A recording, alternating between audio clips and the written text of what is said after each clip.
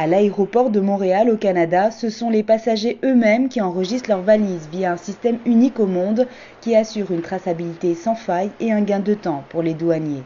Ces points de dépôt à bagages sont disponibles pour le moment sur les vols à destination des États-Unis uniquement. N'importe quel passager de n'importe quelle ligne aérienne peut se présenter à n'importe quel point de dépôt. À ce moment-là, évidemment, c'est beaucoup plus efficace, plus rapide. Et tout le long du processus, on suit les deux en parallèle.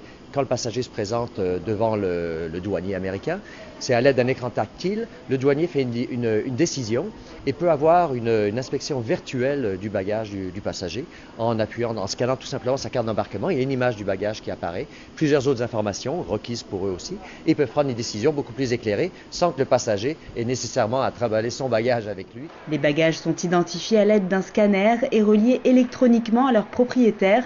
Les valises disparaissent ensuite un étage plus bas et se retrouvent dans la salle à bagages. Chacun est placé individuellement dans un des 105 véhicules autonomes. Ces derniers sont suivis en temps réel par Wi-Fi sur un circuit de rail de plus de 2 km. Un centre de contrôle est là pour assurer le bon fonctionnement du système. Pesé, photographié et passé au rayon X, le bagage se rend dans un stationnement de plus de 450 emplacements.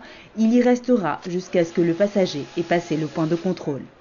Si jamais il y a une fouille qui est requise, encore une fois, simple toucher d'un écran tactile, le douanier rappelle le bagage automatiquement de la salle à bagages qui remonte en moins de 2 minutes et une inspection ou une fouille peut avoir lieu en présence du passager. Les passagers ont beaucoup plus de chances d'abord de ne pas rater leur vol et d'arriver aussi avec d'un point de vue beaucoup plus relax en zone de barrière d'embarquement. Une fois que le passager est rendu à la porte d'embarquement, son bagage est acheminé sur son vol, puis vers la soute à bagages de l'avion. Ce système de tri-bagages est entièrement automatisé et peut traiter jusqu'à 1800 bagages par heure.